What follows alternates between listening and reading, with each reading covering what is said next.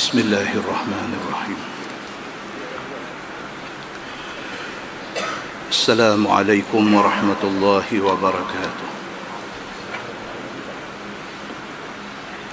Alhamdulillah. Wa bihi nasta'in. Ashhadu an la ilaha illallah wahdahu la sharika lah.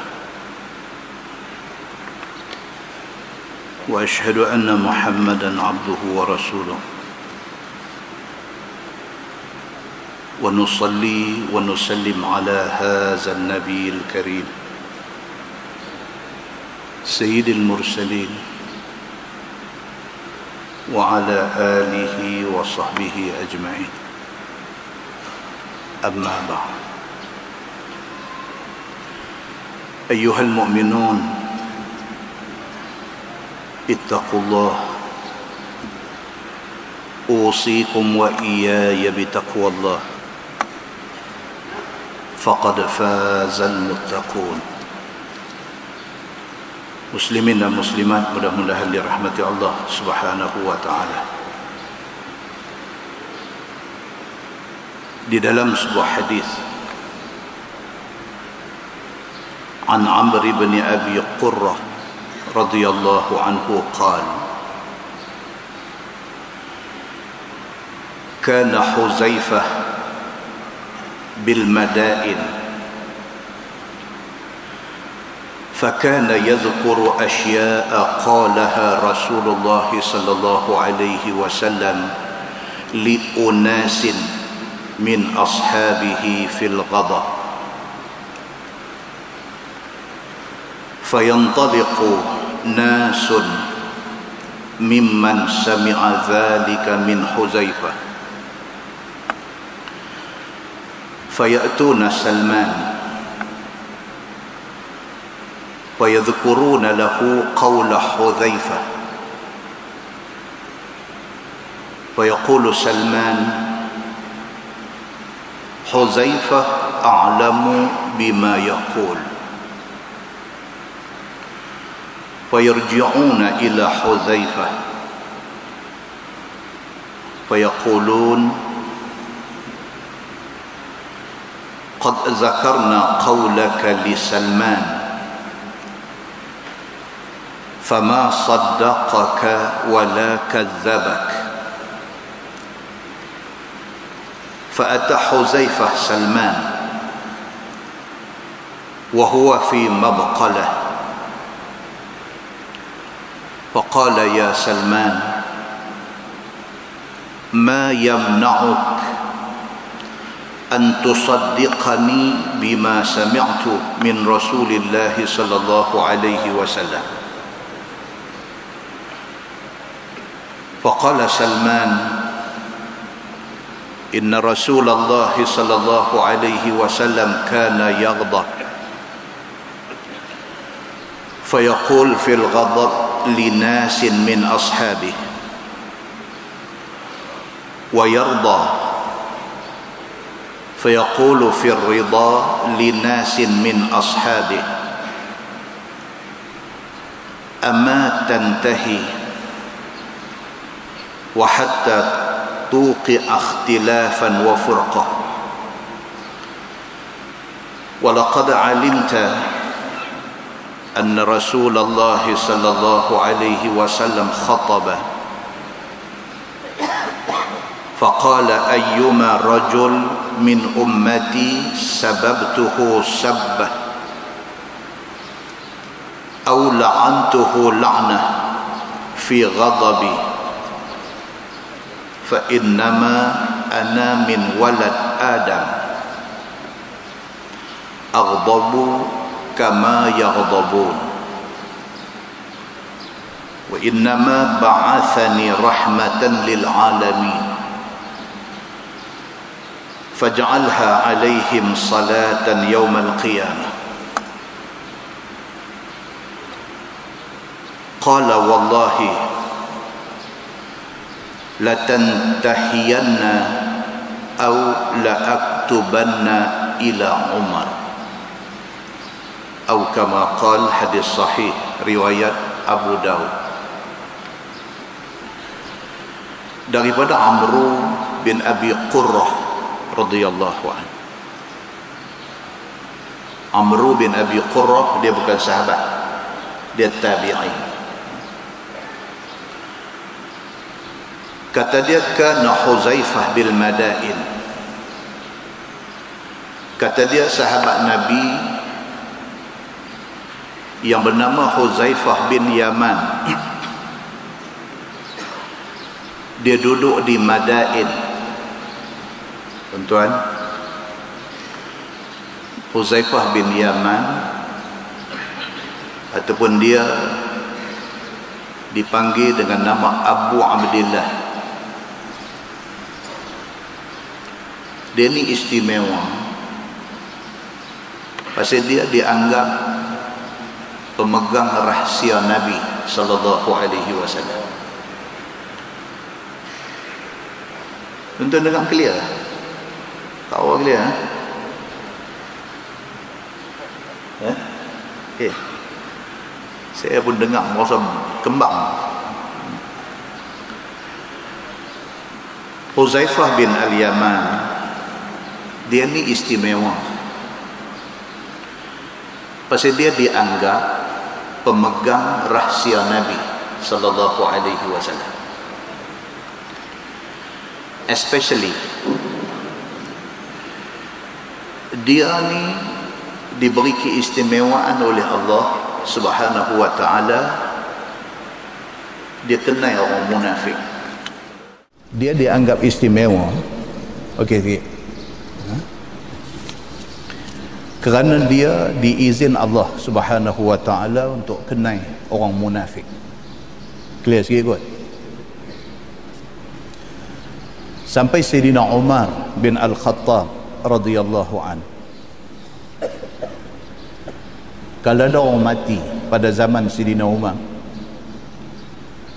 Sayyidina Umar tanya Huzaifah bin Al-Yaman, yang mati ni munafik ke tak?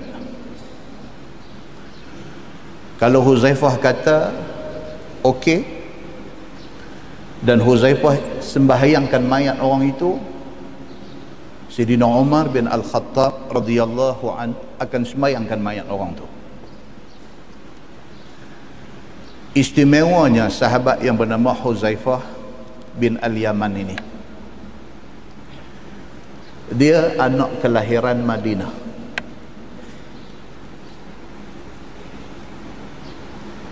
Ayah dia orang Mekah, mak dia orang Madinah. Nak panggil dia ni muhajirin pun boleh, nak panggil dia ansar pun boleh. Ayah orang Mekah, mak orang Madinah. Hadis yang kita baca pada malam ini nak cerita tentang dia. Huzaifah bin Al-Yaman pada satu hari ketika dia duduk di Madain, dia duduk bercakap dekat orang ramai, dia duduk cerita tentang Nabi sallallahu alaihi wasallam ni pernah marah-marah kepada sahabat-sahabat Nabi. Dia cerita benda tu. Dia kata Nabi sallallahu alaihi wasallam pernah marah-marah kepada sahabat-sahabat Nabi. Fayantaliqu nasun mimman sami'a dzalika min Hudzaifah fayatuna Salman. Jadi orang yang dengar cerita Huzaifah yang kata Nabi sallallahu alaihi wasallam ini pernah marah-marah kepada sahabat-sahabat Nabi, depa jadi berasa macam biar betul. Sebab setakat yang depa kenal Nabi sallallahu alaihi wasallam, Nabi ini bukan jenis marah-marah. Bila Huzaifah cerita kata Nabi sallallahu alaihi wasallam pernah marah-marah kepada sahabat, orang yang dengar ni rasa macam ada something wrong dengan cerita itu. Fayantaliqu nasun mimman sami'a dzalika min Hudzaifah fayatuna Salman. Maka mereka pergi refer kepada satu sahabat lain yang bernama Salman Al-Farisi. Pasal zaman tu tuan-tuan, sahabat duk ada ramai. Jadi kalau dengar daripada sahabat ni satu cerita yang rasa macam nak kena ada pencerahan, mereka pergi cari satu sahabat lain yang juga sahabat hebat. Jadi mereka pergi jumpa Salman Al-Farisi. Salman ni hebat ke tuan-tuan? Hebat. Bila sebut Salman Al-Farisi, dua benda kita tahu. Apa dia?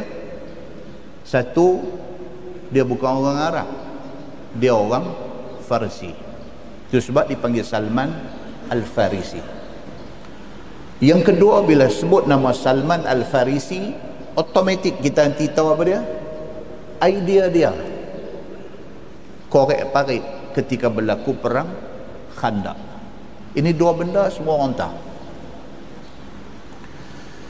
Salman Al-Farisi ini asal orang Parsi. Orang Parsi beragama Majusi. Majusi maksud dia apa tuan-tuan? Sembah api. Dia bermula dengan satu orang yang beragama Majusi, sembah api. Dia tak puas hati. Sendiri timbul di dalam jiwa Salman Al-Farisi ini rasa macam tak kena duk sembah api ni. Dia rasa tak kena. Dia mencari-cari kebenaran. Ini cerita Salman Al-Farisi. Dia cari kebenaran. Dalam pencarian dia tu, dia jumpa Nasrani. Daripada sembah api, dia masuk agama Nasrani, percaya 3 Tuhan. Salman tak puas hati. Salman rasa dia kena cari hak betul punya. Majusi tentu tak betul, dia dapat Nasrani, dia rasa Nasrani tak betul. Dia merantau daripada bumi Parsi, dia pergi ke Syam, di kawasan Syria. Daripada sana dia mai ke Yathrib. Yathrib ni mana tuan-tuan? Madinah. Yang nama asal Madinah itu ialah Yathrib. Di Madinah Allah takdirkan dia jumpa Nabi sallallahu alaihi wasallam. Dia masuk Islam di Madinah. Masa di Parsi dia orang kaya. Salman Al-Farisi ini orang kaya di Parsi. Bila mai di Madinah dia jadi orang susah. Bila dia masuk Islam, dia jadi satu orang Islam yang sangat bertakwa kepada Allah Subhanahu wa taala, dan dia jadi satu orang Islam yang sangat zuhud. Tak lekat dunia dalam hati dia. Dan selepas daripada wafat Nabi sallallahu alaihi wasallam, dia pernah dilantik menjadi gubernur. Tarikh kewafatan dia tak ada siapa tahu. Tapi di kalangan ahli sejarah, dia kata most probably 80% dia wafat pada masa pemerintahan Sayyidina Osman bin Affan radhiyallahu anhu. Balik kepada hadis tadi. Apabila Huzaifah bin Al-Yaman duk bagi tahu dekat orang, dia duk cerita kata Nabi sallallahu alaihi wasallam pernah marah-marah. Cerita dia tu tidak disenangi oleh sebahagian daripada yang dengar ni, maka dia pergi cari Salman Al-Farisi, pergi refer cerita ni kepada Salman, pergi rujuk cerita ni kepada Salman Al-Farisi. Fayadhkuruna lahu qawla Huzaifah. Dia cerita dekat Salman, dia kata, Salman, kami ada dengar Huzaifah bin Al-Yaman cerita kata Nabi sallallahu alaihi wasallam ni pernah marah-marah kepada sahabat-sahabat. Fayaqulu Salman, maka kata Salman, Huzaifah a'lamu bima yaqul.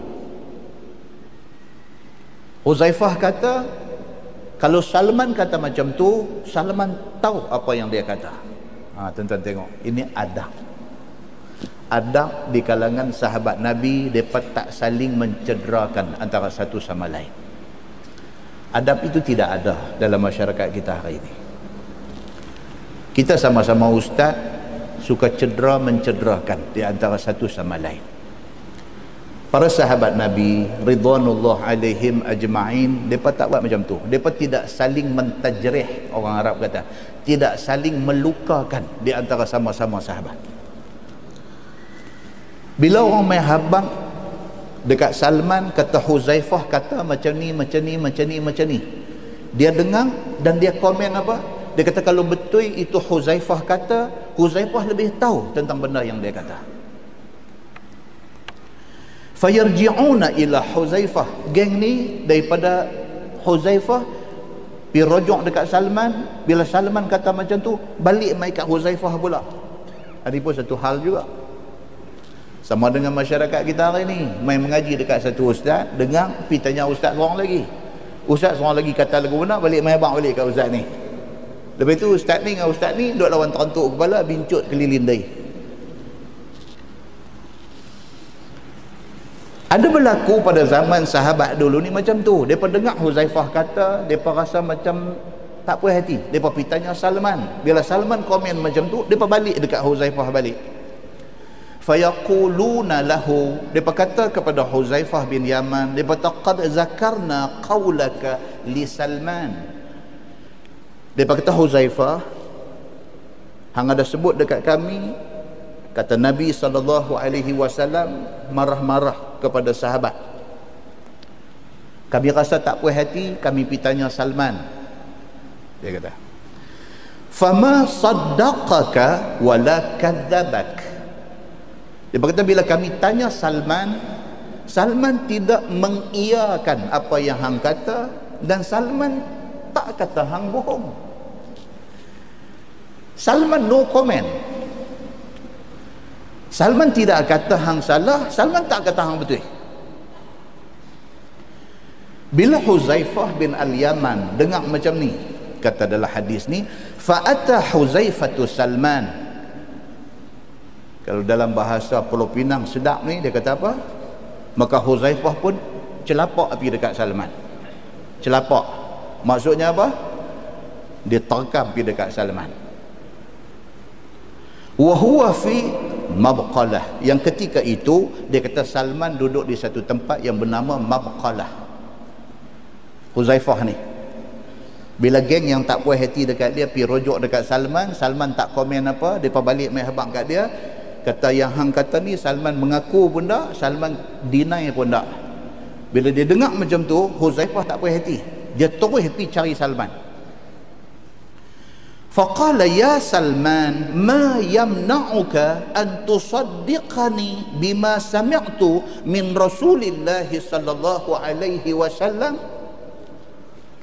Bila Huzaifah pergi jumpa Salman, dia kata dekat Salman, dia kata Salman, apa masalah hang sampai hang tak boleh nak mengiyakan apa yang aku kata, sedangkan hak aku kata tu aku dengar daripada Nabi sallallahu alaihi wasallam. Dia tak puas hati. Dia pergi cari Salman, dia kata apa masalah hang sampai hang tak boleh nak sokong aku? Apa masalah hang yang hang tak boleh nak mengaku depan depa hak mai tanya ni kata aku cakap betul? Apa masalah hang?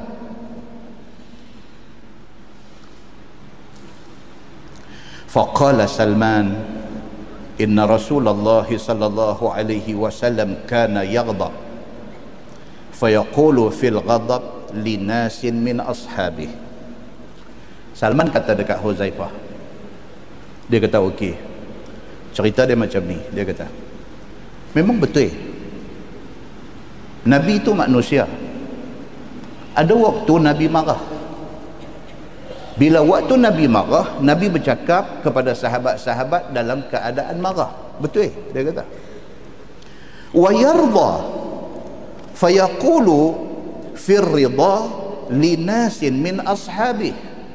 Tapi Salman kata Nabi SAW banyak kali Nabi bercakap kepada sahabat-sahabat dia dalam keadaan tak marah.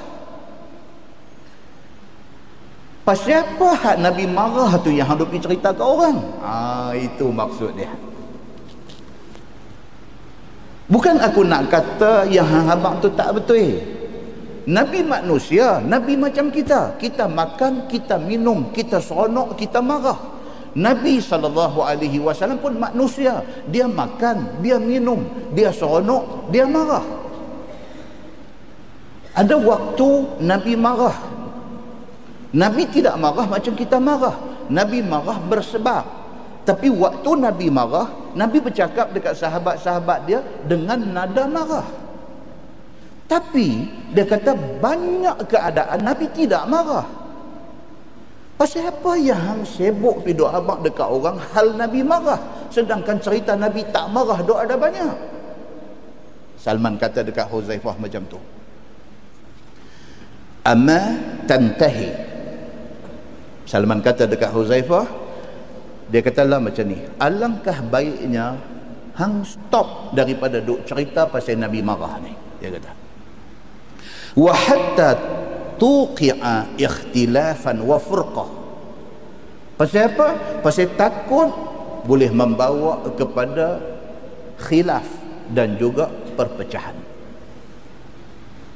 Banyak benda kita boleh bercakap bagi jadi elok. Awak pergi duk cari benda hak nak jadi punca kepada orang bergaduh. Walaqad alimta anna Rasulullah sallallahu alaihi wasallam khataba. Salman kata, hang tak ingatkan Nabi sallallahu alaihi wasallam pernah berkhutbah di atas minbar? Faqala, Nabi kata, ayyuma rajul min ummati sababtuhu sabbah. Atas mimbar Nabi sallallahu alaihi wasallam kata, mana-mana orang daripada umat aku yang terkena cela dengan aku termarah dia, aku tercela dia, aku tertegung dia secara kasar, au la'antuhu la'nah fi ghadabi, ataupun ketika aku marah aku melaknat orang itu. Nabi kata, fa innama ana min waladi Adam. Nabi kata sesungguhnya aku manusia, aku anak Adam. Memang aku tak boleh elak kadang-kadang aku termarah. Siapa-siapa daripada kalangan hampa yang biasa kena marah dengan aku, hampa kena ingat aku manusia. Aghdab kama yaghdabun. Aku pun marah macam mana hampa juga kadang-kadang marah.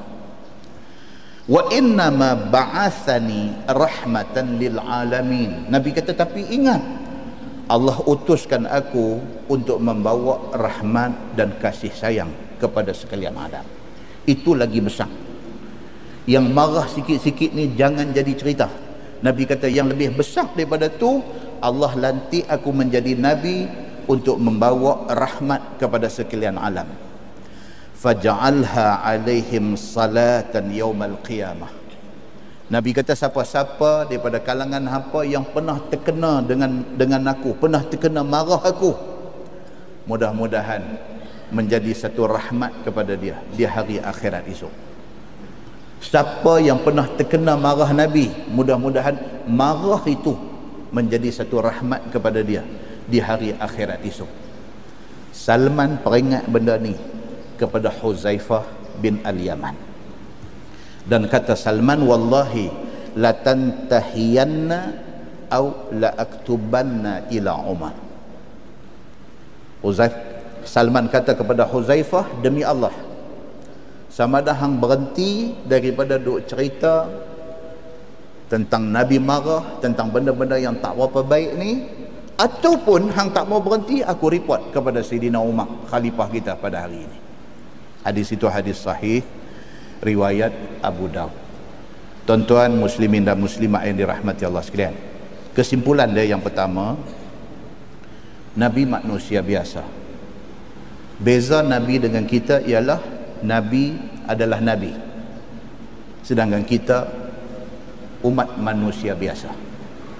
Oleh kerana Nabi itu manusia, kadang-kadang Nabi marah, dan marah Nabi SAW itu membawa kebaikan kepada orang yang kena marah.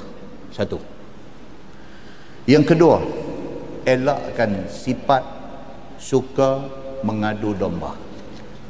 Yang kedua, elakkan sifat suka jadi, orang Penang kata, jadi batu bronsen.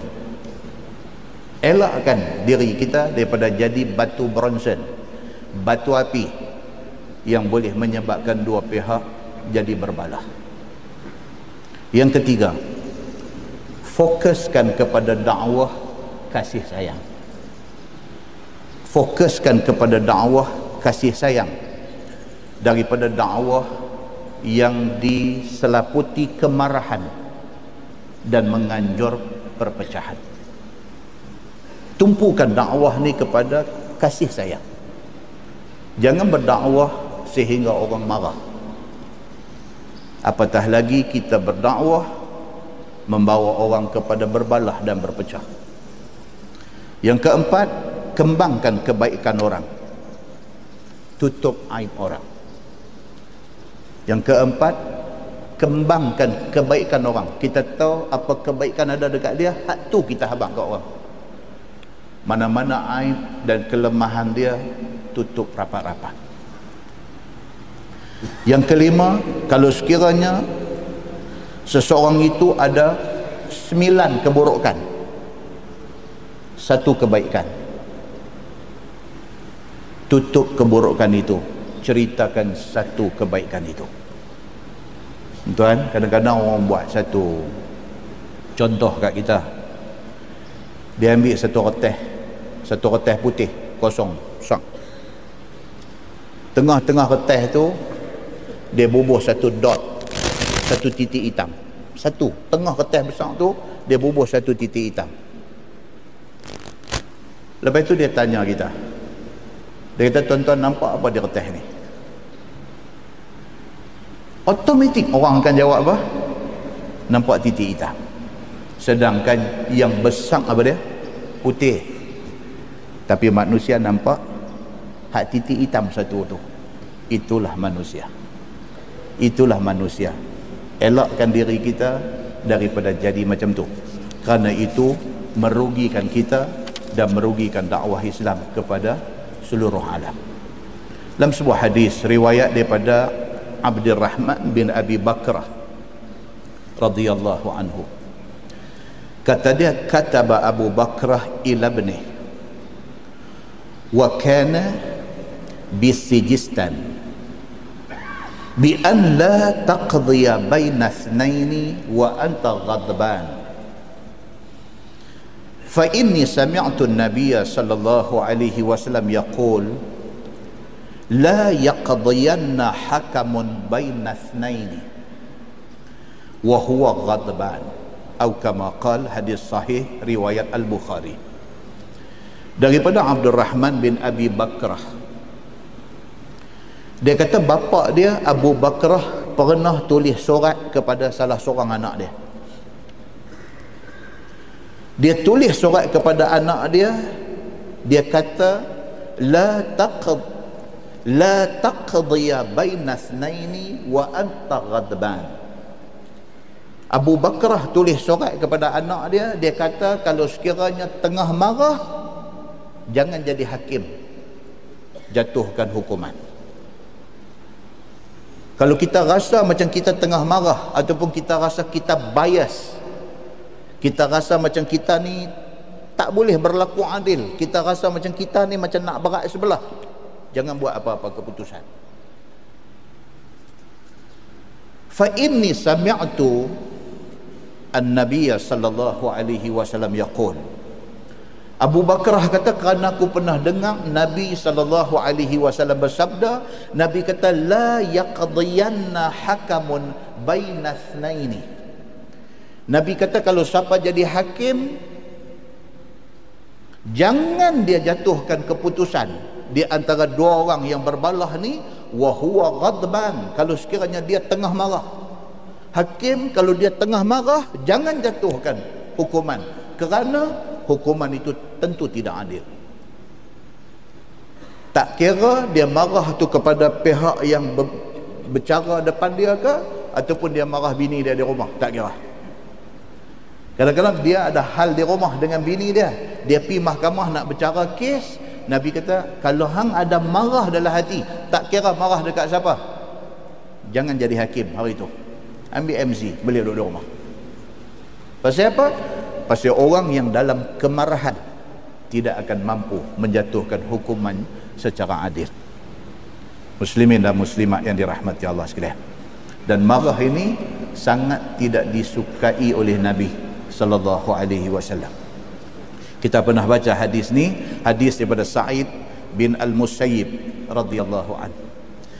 Dia kata, bainama Rasulullah sallallahu alaihi wasallam jalis wa ma'ahu ashabuh waqa'a rajulun bi Abi Bakrin fa'adhahu فصمت عنه أبو بكر ثم آذاه الثانية فصمت عنه أبو بكر ثم آذاه الثالثة فانتصر منه أبو بكر فقام رسول الله صلى الله عليه وسلم حين انتصر أبو بكر فقال أبو بكر أوجدت علي يا رسول الله فقال رسول الله صلى الله عليه وسلم نزل ملك من السماء يكذبه بما قال لك فلما انتصرت وقع الشيطان فلم أكن لأجلس إذ وقع الشيطان أو كما قال. Hadis riwayat Abu Dawud. Kata Sa'id bin Al-Musayyib, dia kata Nabi SAW tengah duduk dengan sahabat-sahabat dia.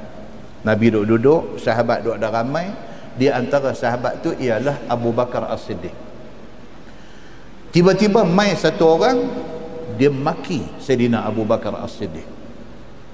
Tuan-tuan, kita punya lah duk baca macam-macam buku cerita Abu Bakar As-Siddiq ni manusia cukup bagus. Dipanggil dia ni rajul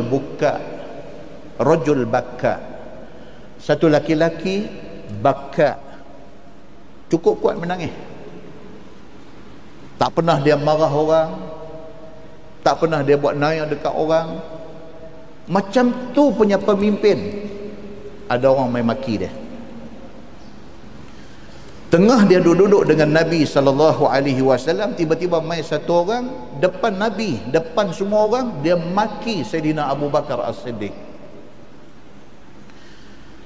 Fasamata anhu Abu Bakrin. Sayyidina Abu Bakar sengah, dia tak jawab. Dia ni maki Abu Bakar tak jawab apa. Summa azahu thaniyah. Tengok Abu Bakar sengap, tak jawab balik, dia tak puas hati. Dia bangkit, dia maki lagi sekali, tak puas hati. Fasamata anhu Abu Bakrin. Sayyidina Abu Bakar sengap juga, tak jawab. Summa azahu thalithah. Dia ni tak puas hati, dia bangkit, dia maki lagi 3 kali. Dia maki Sayyidina Abu Bakar. Fantasara minhu Abu Bakrin. Sayyidina Abu Bakar pun, dia pun manusia. 3 kali duk maki tak habis-habis, dia bangkit. Sayyidina Abu Bakar As-Siddiq bangkit nak membela diri dia daripada tohmahan, daripada tuduhan yang tak betul ini. Bila Sayyidina Abu Bakar As-Siddiq bangkit aja, faqama Rasulullah sallallahu alaihi wasallam hina intasara Abu Bakrin. Abu Bakar bangkit aja nak jawab, Nabi bangkit, pi. Faqala Abu Bakrin, Abu Bakar As-Siddiq bila dia tengok Nabi bangkit pi, dia jadi tak syok. Terus dia kata dekat Nabi sallallahu alaihi wasallam, awajadta alayya ya Rasulullah. Bila tengok Nabi bangkit pi, Sayyidina Abu Bakar As-Siddiq kata, dia kata, ya Rasulullah, tuan marah saya ke? Orang tu duduk hantam dia, dia tak jawab apa, Nabi duduk sebelah. Orang tu bangkit hantam lagi, Sayyidina Abu Bakar tak jawab, Nabi duduk ada sebelah. 3 kali orang ni bangkit bantai Sayyidina Abu Bakar. Abu Bakar bangkit nak jawab, Nabi bangkit pergi. Abu Bakar As-Siddiq terus tanya Nabi, dia kata, ya Rasulullah, tuan marah saya ke? Tuan bangkit tinggal saya? Faqala Rasulullah sallallahu alaihi wasallam, Nabi kata, nazala malakun minas sama yukadzibuhu bima qala lak. Nabi kata masa dia bangkit, dia duk maki hang tadi, hang tak jawab apa. Tuhan hantar mai satu malaikat turun mai, dan malaikat itu menafikan apa yang orang tu kata. Dia bangkit, dia maki hang lagi, hang tak jawab apa. Allah suruh malaikat tu defend hang daripada kata-kata tuduhan ini. Falamman tasarta waqa'a syaitan. Dia kata tapi apabila dia maki hang kali ketiga, hang bangkit, hang nak jawab balik, ketika itu syaitan sudah mai duduk sekali dengan hang di tepi ini. Falam akun li ajlisa idh waqa'a syaitan. Nabi kata aku tidak akan duduk bersama dengan hang kerana syaitan sudah ada dengan hang. Hadis itu hadis hasan, riwayat Imam Abu Daud. Muslimin dan muslimat yang dirahmati Allah sekalian, kesimpulan dia nak bagi tahu dekat kita, marah ni tak ada guna. Respon kepada orang yang marah kita pun tak guna. Marah paling tak guna. Orang marah kita, kita respon nak mempertahankan diri kita pun tak guna. Kerana respon tidak akan menyelesaikan kemarahan orang kepada kita.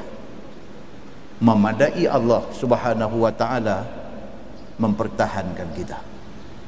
Muslimin dan muslimat yang dirahmati Allah sekalian, mudah-mudahan muqaddimah itu memberi manfaat kepada kita insya-Allah. Kita menggunakan Bahrul Mazi jilid 21. Bahrul Mazi jilid 21, muka surat 69. Muka surat 69, masalah dia kata kuat bertengkar dan bermusuh. Dia berkaitan dengan muqaddimah tadi. Kuat bertengkar dan bermusuh. Sesungguhnya orang yang kuat berbalah dan kuat bertengkar dan kuat bermusuh itu adalah orang keras hati, dia kata. Orang yang cepat melenting, cepat marah, suka bermusuh dengan orang, ini orang keras hati. Ingat Nabi kata apa? Minasyaqai arba'. Di antara tanda jahat manusia ni ada 4. Di antara 4 tu apa dia? Nabi kata qaswatul qalbi, keras hati. Keras hati. Di antara tanda orang keras hati, dia suka berbalah dengan orang, dia suka bertengkar dengan orang, dan dia nak menang dalam pertengkaran dia. Tidak mau kalah ia di dalam pertengkaran itu dan di dalam permusuhan itu. Bila jadi bergaduh, bila jadi berbalah, bila jadi bertengkar, bila jadi berkelahi, jangan harap dia nak pergi minta sorry kat orang. Dia tidak akan minta maaf dekat siapa-siapa pun. Maka yang demikian itu amat dibenci oleh Allah Subhanahu wa ta'ala. Allah tak suka orang macam ni. Orang yang pemarah, orang yang keras hati, orang yang keras kepala, orang yang kaki bergaduh, Allah tak suka. Istimewa pula yang hak itu dibalik-baliknya dalam pertengkaran itu. Lagi teruk apabila dia ni kaki bertengkar sampai ke tahap benda betul dia nak bagi salah, benda salah dia nak bagi betul. Ini lagi teruk. Memang terang dia salah, dia nak bagi orang kata dia betul. Memang terang orang betul, dia nak bagi orang kata orang tu salah. Ini dia kata paling Allah tak suka orang macam ni. Dan permusuhan itu supaya akhirnya menjadi batil semua sekali. Dia nak bawa api kepada dia betul orang salah. Begitu. Seperti mana cerita Nabi kita, Nabi Muhammad sallallahu alaihi wasallam dengan seorang kepala kaum Bani Zuhrah. Dia ni daripada Bani Zuhrah. Bani Zuhrah ni daripada Quraisy. Bani Zuhrah ini daripada Quraisy. Hilang dah suara. Saya cerita sikit hari itu kan. Quraisy ini dia ada macam-macam. Dan mereka ada pembahagian tugas masing-masing. Bulan lepas Ada yang kerja jaga Kaabah, ada yang kerja siqayatul hajj, bagi minum air kepada orang yang mai buat haji di Kaabah. Ada yang jaga kunci Kaabah dan sebagainya. So Bani Zuhrah ni dia kerja jaga maintenance Kaabah. Kalau hari ini Bin Laden, syarikat Bin Laden, dia kerja apa? Dia kena jaga Masjidil Haram dan Masjid Nabawi. Mereka buat maintenance, cuci masjid lah apa. Tuan-tuan boleh masuk dalam YouTube, boleh tengok. Dia ada satu dokumentari dalam YouTube tentang maintenance Masjidil Haram. Panjang. Satu video, satu YouTube yang bagus untuk kita tengok macam mana kerajaan Saudi menjaga kebersihan Masjidil Haram. Tikang kapet yang kita duk guna untuk semayang tu, kapet tu, dia tunjuk proses membasuh kapet tu, daripada basuh sampailah ke mengeringkan kapet. Proses dia cukup higien. Kapet yang kita duk sujud semayang tu sangat higienik. Dia cuci sampai ke Bukit Safa dan Bukit Marwah, dibasuh. Bukit Safa dengan Bukit Marwah tu dibasuh. Walaupun hari ni dia bubuh kaca, cermin, tak boleh dah nak pergi rabat. Bukit Safa dengan Bukit Marwah ni tak boleh panjat dah, dia bubuh cermin. Dalam cermin tu pun pergi basuh juga. Punya jaganya kebersihan Masjidil Haram dengan Masjid Nabawi ini. Begitu sekali. Zaman Nabi SAW dulu, Bani Zuhrah ini kerja jaga Masjidil Haram.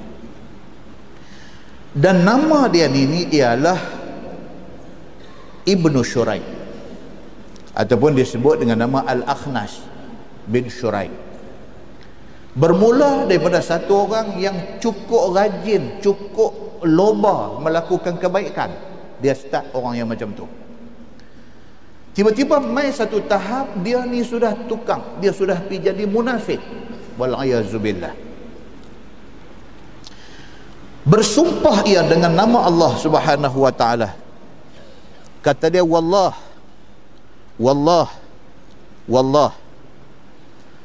kami itu orang yang kasih kepadamu, wahai Muhammad. Kacau sungguh malam ni, ya, no? Oh, masalah tu. Dia bersumpah dengan nama Allah. Dia kata wallahi, dia bersumpah demi Allah, kami orang yang cukup sayang dekat hang, wahai Muhammad. Dia bersumpah. Bani Zuhrah ini termasuk Al-Akhnas bin Shuraik ini. Dan biar kami berjanji dan bersetia dengan kamu di dalam sembunyi-sembunyi, tidak terang-terang. Tapi yang peliknya apa dia? Mengaku kata sayang dekat Nabi, tapi tak mau orang tahu. Kami kok mana cerita pun kami sayang dekat engkau, wahai Muhammad. Tapi tolong jangan habang kat orang lain. Kata kami sokong hang. Ada something wrong. Sampailah perkenannya Nabi SAW dengan sebab manehnya cakap mereka ni. Manehnya cakap Bani Zuhrah ni, terutamanya Al-Akhnas bin Shuraik ini, orang panggil apa? Sweet talker. Cakap maneh. Sehingga Nabi SAW percaya kat dia. Nabi percaya, kata dia ni kok mana cerita pun hidup mati dengan Nabi. Nabi percaya ke dia. Kerana apa? Kerana maneh cakapnya dan elok sikapnya. Depan Nabi dia tunjuk cukup bagus. Lemah lembut, sopan santun, tertib dan sebagainya. Padahalnya semua cakapnya itu hanyalah maneh di luar sahaja. Itu dia. Tuan-tuan, zaman Nabi SAW sudah ada kes macam ni. Sedangkan di dalam hatinya jahat dan munafik. Al-Akhnas bin Syuraik ini, iaitu bila malam hari dia akan melalui kawasan tanam-tanaman orang-orang Islam, dibakarnya tanaman mereka itu. Oh, jahatnya memang macam tu. Depan Nabi SAW cakap cukup lembut, cukup manis, sampai Nabi percaya. Belakang Nabi, terutamanya waktu malam, dia angkat geng, dia pergi cari kawasan tanam-tanaman orang Islam, dia bakar tanam-tanaman tu. Dan apabila dia melalui kawasan binatang ternakan orang Islam, diparangnya binatang itu, dia bunuh habis binatang-binatang ni. Maka turun firman Allah Subhanahu wa taala kepada Nabi sallallahu alaihi wasallam. Firman Allah, a'udzubillahi minasyaitonir rajim. Wa minan nasi man yu'jibuka qawluhu fil hayatid dunya wa yushhidu Allah ala ma fi qalbihi wa huwa aladul khisam. Turun ayat tu.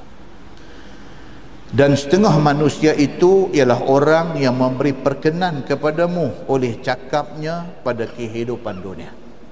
Tuhan bagi tahu, turun ayat, Tuhan habaq kepada Nabi sallallahu alaihi wasallam, kata manusia ni dalam ramai-ramai ni ada sebahagian daripada depa ni cakap cukup sedap, cakap cukup manis, digulanya cakapnya itu kepadamu. Tuhan habaq dekat Nabi, wahai Muhammad, ada di kalangan orang yang duk mai jumpa ni cakap cukup manis sampai hang terpedaya dengan depa. Dikatanya engkau wahai Muhammad itu dan sahabat-sahabat engkau itu kekasihnya. Depa mai habaq dekat Nabi, kata depa cukup sayang Nabi, cukup sayang orang Islam, dan mereka berjanji nak bersetia dengan engkau wahai Muhammad, dan naik saksi ia akan Allah Subhanahu wa taala atas apa-apa yang ada di dalam hati mereka itu, muwafaqah semua itu dengan cakapnya. Depa sanggup sumpah dengan nama Allah, kata depa ikhlas dengan Nabi, yakni bersumpah dia akan Tuhan jadi saksi barang yang dikatakannya itu betul, dan mereka tidak akan belot, padahalnya ialah orang yang sangat bermusuhan. Tu dia, Tuhan habaq dekat Nabi. Istimewa Nabi Muhammad sallallahu alaihi wasallam ni ialah Nabi Muhammad ni kalau orang tipu dia, dia tahu pasal Tuhan bagi tahu. Begitu. Dan berlawanan mereka itu dan bertengkaran mereka itu dengan engkau dan dengan sahabat-sahabat engkau wahai Muhammad. Tuhan bagi tahu dekat Nabi, depa ni sebenar-benarnya adalah musuh, dia kata. Baik, dan dikeluarkan oleh At-Tirmizi satu hadis yang menunjukkan atas amat benci Allah Subhanahu wa taala akan orang yang kuat bermusuh dan kuat berlawan itu. Kata hadis dia, an Aisyah radhiyallahu anha qalat, qala Rasulullah sallallahu alaihi wasallam, abghaddur rijal ila Allahil aladul khasim. Maksudnya diriwayatkan daripada satu isteri Nabi sallallahu alaihi wasallam yang sangat dikasihi Nabi, iaitu Aisyah radhiyallahu anha. Kata dia, sabda Nabi sallallahu alaihi wasallam, bermula sehabis-habis benci satu orang laki-laki kepada Allah ialah satu orang yang keras permusuhannya. Ini hadis. Nabi sallallahu alaihi wasallam kata, manusia yang Allah paling benci ialah manusia yang pemarah dan pendendam. Tak syok tu malam ni. Saya bercakap pun jadi tak ada mood dah. Jadi tak syok. Kata Tirmizi, bermula ini hadis hasan, dia kata. Montiawai mana ni. Penat, dia jadi penat. Orang perempuan tu lagi tu tak tahu apa tu, sat bunyi, sat tak bunyi, sat bunyi, sat tak bunyi. Lagu tu. Masalah, dia kata. Ni pun dia main masalah, ini pun main masalah.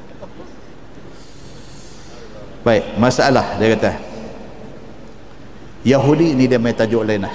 Dah habis dah tajuk cerita pasal marah, pasal apa semua habis. Dia main tajuk baru. Dia kata Yahudi dengan isteri-isterinya yang datang haid. Ni tajuk baru. Tajuk baru, Yahudi dengan isteri yang datang haid. Dia tak ada yang mic yang bukan wireless dah. Ada lah. Ini okey eh? Okey. Ini kita buang. Okey. Tu.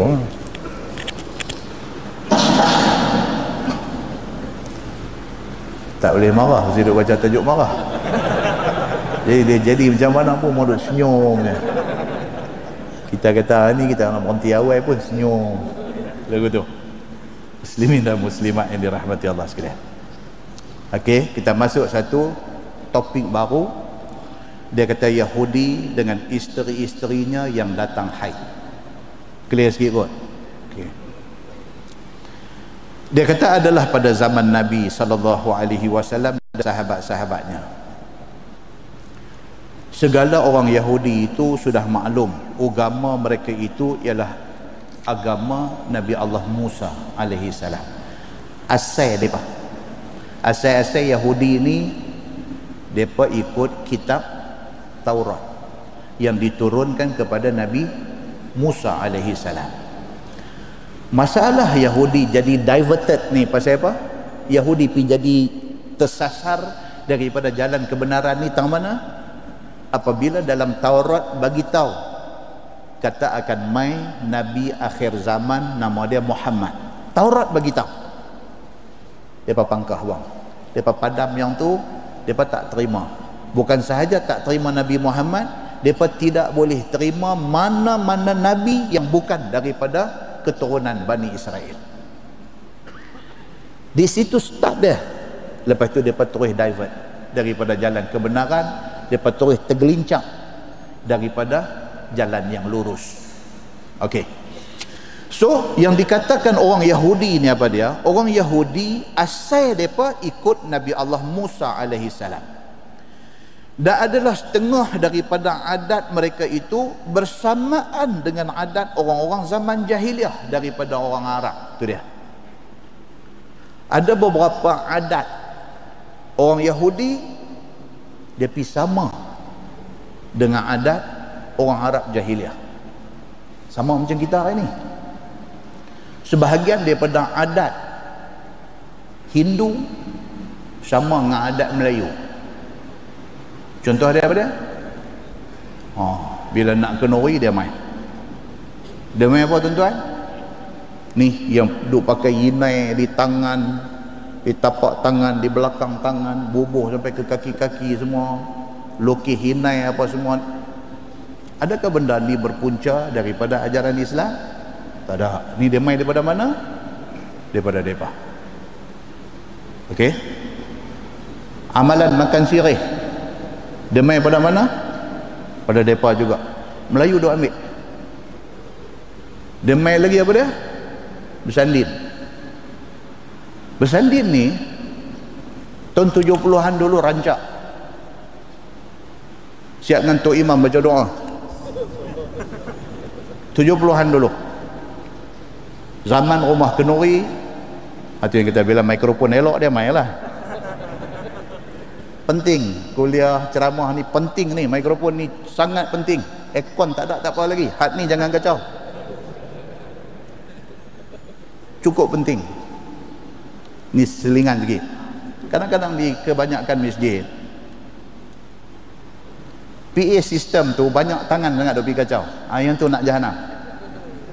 Tentukan satu orang, dia saja jaga. Bila ramai pakat nak pergi duk ejas ni, akhirnya dia jadi dalcau terus. Set bila dapat cantik, kunci buh pedai ayam besar penumbuk ni, jangan duk buka lah. Kunci pedai ayam tu seorang aja pegang. Dia ni Bani Syaibah. Yang ni kena jaga. Pasal apa? Pasal telinga satu orang dengan satu orang tak sama. Telinga ni macam mana lidah satu orang dengan satu orang tak sama. Ni main musim derayan ni. Ada orang dia mau derian hak lemak, ada orang dia mau derian hak ada pahit-pahit sikit, ada orang dia mau derian hak lidah. Macam itulah telinga. Jadi telinga ni satu orang dengar, dia kata yang macam ni cantik, cantik ah. Seorang lagi dengar tak apa cantik, dia pergi pulas pula. Jadi kita ambil satu orang yang dia ahli di dalam sound system ni, dia punya setting cukup, pedai yang mau bubuh orang tu, kunci seorang yang pegang. Ini bukan untuk kes masjid ni masjid lain nak cerita ni. Masjid ni saya ingat tak ada aku duk kacau PA sistem ni. Bila banyak tangan duk pergi kacau, akhirnya dia lari habis setting tu. Bila lari dia nak dapat balik, dia jadi macam ni lah. 1 jam kuliah, duk tak tahu ketahuan punca, dia jadi huru hara, kawan hak duk mengajak ni pun hilang fokus. Semua tak main lah. Idea dia tak main. Muslimin dan muslimat yang dirahmati Allah sekalian. Habis buah titik, selesai bab mikrofon. Dia balik bab pengaruh adat Hindu di dalam adat Melayu balik. Yang rancak balik hari ni apa dia tuan-tuan? Bersandin. Dia mai balik ni tahun 2000 lebih ni, dia mai balik. Habis duit untuk buat pelamin saja RM30,000. Belanja untuk nak penaik pelamin saja RM30,000. Muslimin dan muslimat yang dirahmati Allah sekalian. Ada orang tanya, jadi ustaz boleh tak boleh nak bersandin ni? Anak tuana, nak dara pakai tutup aurat apa semua elok-elok, dan tujuan tu pun pasal nak bagi adik-beradik dan orang hak mai tengok kenal, oh yang ni pengantin. Tak ada pengantin pakai baju pagoda ya, tak kenal. Jadi bagi dia pakai elok-elok, buah tengkolok hang jebat kat dia, kerih nala punya panjang sampai labuh sampai ke buku lali punya kerih. Bagi duduk tentu, tengok, oh ini pengantin, okey. Boleh tak? Boleh. Kalau nak buat juga pun jangan habis RM30,000 lah. Kalau tujuan nak bagi orang kenal hak mana satu pengantin, pastikan tutup aurat, make up ni jangan sampai jadi tabarruj, ala qadar. That's it. Full stop. Jangan dibawa masyarakat yang sudah faham Islam ini balik ke zaman jahiliah tahun 70-an dulu. Jangan. Haduk jadi hari ni pasal apa tuan-tuan? Mak pak ni duk main mengaji, reti dah sepatah dua, tahu dah kata benda ni tak apa cantik, tapi anak nak. Anak kata apa? Dia kata, mama takkan sampai tak ada pelamin. Ayah kata no. Ayah ni janggut cantik ni, no. Bila anak dia pergi, dia duk bagi, dia duk bancuh mak dia, duk bancuh, mak pula main timbuk ayah dia pula. Dia timbuk tau, macam timbuk tolong tu. Dia timbuk bapak ni pula. Akhirnya esok pergi kedai, trim janggut bagi pendek sikit. Esok pergi kedai, trim bagi pendek sikit. Dia kata buat je lah. Begitu. Lalu akhirnya adat yang bukan adat kita dihidupkan balik dalam masyarakat kita. Muslimin dan muslimat yang dirahmati Allah sekalian. Begitulah hal yang berlaku dalam tajuk hak kita duk baca ni. Orang Yahudi dia ada adat dia. Kebetulan adat Yahudi ni dia sama dengan adat Arab Jahiliyah. Arab Jahiliyah maksud dia apa? Arab belum masuk Islam. Dia pergi jadi sama tuan-tuan. Apabila orang-orang perempuan turun haid, ini orang Yahudi. Okey. Apabila orang perempuan dia turun haid, tidak mereka itu duduk sama dengan perempuan yang datang haid itu serumah. Adat mereka. Bila isteri mereka, bila apa datang haid, dia pambat suruh keluar rumah. Seolah-olah orang perempuan yang datang haid ni kotor sangat sampai tak boleh duduk sekali lah rumah. Tak boleh duduk satu rumah, tak boleh makan sekali, tak boleh minum sekali, tak boleh duduk bersembang sekali, semua tak boleh. Dalam tempoh hang datang haid, hang pergi duduk asin. Yahudi macam tu. Dan Arab Jahiliyah pun macam tu. Pasal dia mengambil adat Yahudi untuk dijadikan adat dia. Begitu. Dan tidak mau mereka itu makan sama-sama dengan perempuan yang datang haid ini. Demikianlah juga adat orang-orang Yahudi itu.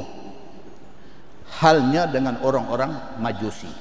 Sama, dia kata Yahudi baik, Majusi baik, Arab jahiliah baik. Mereka melayan orang perempuan yang datang haid dengan layanan yang macam tu. Maka tidak mau mereka itu makan sama-sama dengan perempuan yang datang haid, dan tidak mau mereka itu minum sama-sama, dan tidak mau tinggal di dalam satu rumah yang sama. Sehinggalah berkekalan adat itu sampailah pada zaman permulaan Islam. Bila Nabi SAW jadi Nabi, ni Nabi nak clear benda ni. Bukan sahaja nak clear noh segala tokong berhala hak ada di tepi Kaabah ni. Bukan hak tu saja. Adat ni pun nak kena clear. Hak mana yang Islam mau, hak mana yang Islam tak mau. Nak kena clear benda-benda ni semua. Demikianlah diterangkan di dalam tafsir Al-Jalalain, di dalam ayat 222 suratul Baqarah. Dia kata kalau nak lagi clear, tengok tafsir Al-Jalalain. Tuan-tuan pernah dengar nama tafsir Al-Jalalain? Pasal apa dinamakan tafsir ni tafsir Al-Jalalain? Kita selalu dengar dalam teks Rumi pun ada. Lah ni dah ditranslate daripada Arab mai ke bahasa Malaysia, Jawi dan juga Rumi. Dah ada dah tafsir Al-Jalalain. Tafsir Al-Jalalain ni ditulis oleh dua orang jalal. Kawan yang tulis tafsir ni, seorang yang pertama yang mula-mula tulis tafsir Jalalain ni nama dia Jalaluddin Al-Mahalli. Jalaluddin Al-Mahalli nama dia. Dia tulis tahun 1454 Masihi. Dia tulis. Halfway sampai pertengahan jalan dia mati. Anak murid dia yang bernama Jalaluddin As-Suyuti sambung kitab tu sampai habis. Oleh kerana tok guru nama Jalaluddin Al-Mahalli, anak murid nama Jalaluddin As-Suyuti, dua jalal, maka dipanggil Al-Jalalain. Jalalain, dua jalal. Maksud dia dua jalal. Senang, tak ada fikir banyak-banyak. Oleh kerana dua-dua jalal, kita buh nama tafsir ni tafsir Jalalain. Macam tu kan? Siap ditulis tafsir Al-Jalalain ni, siap ditulis tahun 1505. Tahun 1505. Maksud dia apa? Sebelum Portugis masuk Melaka. Portugis masuk Melaka tahun 1511. Pandai sejarah lepas ni. Tahun 1511 Portugis masuk Melaka. Sebelum Portugis masuk Melaka, tafsir ni siap. Siap tahun 1505. Tuan-tuan kira Ustaz, 2016 lah ni tahun 2016 tolak 1505. Berapa dah usia tafsir ni? 511 tahun. Kitab tafsir Al-Jalalain ni siap ditulis 511 tahun dulu. Sampai hari ni orang duk baca lagi. Berkatnya tulisan ulama dulu. Berkat. Muslimin dan muslimat yang dirahmati Allah sekalian. So dalam tafsir Al-Jalalain dia bagi tahu cerita tadi ni. Cerita kata Yahudi baik, Majusi baik, Arab jahiliah pun baik. Depa ni sama aja dari segi apa? Dari segi melayan orang perempuan yang datang haid. Orang perempuan bila datang haid diperambat keluar daripada rumah. Hampirlah nak duduk mana pun, jangan duduk sekali dalam rumah ni. Itu yang berlaku sebelum datang Islam. Maka telah datang hadis yang menyebutkan hal yang tersebut itu, seperti hadis yang dikeluarkan oleh Imam At-Tirmizi. Cerita ni hadis bagi tahu. Kata dia, an Anas bin Malik radhiyallahu anhu qal, kanatil yahud idza hadat imra'atun minhunna lam yuakiluha wa lam yusharibuha wa lam yujami'uha fil buyut. Diriwayatkan daripada seorang sahabat Nabi sallallahu alaihi wasallam, nama dia Anas bin Malik radhiyallahu anhu. Kata dia adalah orang-orang Yahudi itu adatnya apabila haid seorang perempuan daripada mereka itu, maka tidak makan mereka itu sama dengan perempuan yang haid itu. Bila isteri dia datang haid, No, tak boleh makan sekali, hampir. Dan tidak minum mereka itu bersama-sama dengannya. Tak ada nak titi sekali. Tuan-tuan tahu titi apa dia? Titi. Tak ada, bini dia tak boleh nak join dia titi. Titi teh tarik, maksud dia titi. Dak budak lah ni memandai-mandai hidup mereka macam-macam. Lepas ajak, dia kata, ustaz, jom lepas kuliah pergi titi. Pergi titi apa? Ha? Titi apa, Jambatan Merdeka ke? Titi ya. Mengkuang titi ke? Pergi titi. Teh tarik itu, titi dia panggil. Jom kita pergi titi. Dulu Yahudi baik, Majusi baik, Arab jahiliah baik. Bila isteri datang haid, tak boleh titi sekali. Tak boleh sama-sama teh tarik. Dan tiada sekedudukan mereka itu akan perempuan-perempuan yang datang haid itu di dalam satu rumah. Sampai tahap tu. Bukan saja tak makan sekali, tak minum sekali, tak bergaul sekali, duduk satu rumah pun tak boleh. Perambat keluar. Bahkan dikeluarkan oleh mereka itu akan isteri mereka yang datang haid itu daripada rumah. Diletakkan di tempat lain selama ia di dalam haid itu. Itu dia. Bila kita baca ni tuan-tuan, kita tahu apa? Kita tahu kata Islamlah sebenarnya yang mengangkat darjat orang perempuan. Jadi kalau ada orang perempuan hari ini dia tak puas hati dengan Islam, dia silap. Sebab Islamlah yang membela dia. Islamlah yang mengangkat darjat dia. Islamlah yang meletak orang perempuan di tempat yang dimuliakan. Sebelum Islam mai, orang perempuan kedudukan macam tu ya. Depa dihina, depa dipandang sebagai kira tak ada harga. Bila mai Islam, dia ambil orang perempuan ni, dia buh dalam bungkus. Kan orang banyak ustaz-ustaz duk terang. Barang ni bila bungkus ni maksud apa tuan-tuan? Sayang ah. Sayang ah. Tuan-tuan, duk tak duk tuan-tuan pi dapat satu iPhone 6 Plus. Allahu Akbar. Apa tuan-tuan buat? Pi beli cover tutup. Pi cari screen protector, protect screen tu. Pi bubuh pula protector dekat screen tu. Buat oncang kain pula, bubuh pula handphone dalam oncang tu. Ini bukan double protection, ini tak tahu berapa kali punya protection. Dah ada cover pun beli yang original punya, pi bubuh dalam oncang kain pula lagi. Oncang kain tu pula buat jerat macam pundi-pundi sakti. Pasal apa tuan-tuan buat macam tu dekat iPhone 6 Plus ni? Pasal apa? Pasal sayang. Nokia 32 sekupang yang hari ni sudah jadi almarhum dah, tak ada dah 32, tak ada orang pakai dah 32 sekupang ni.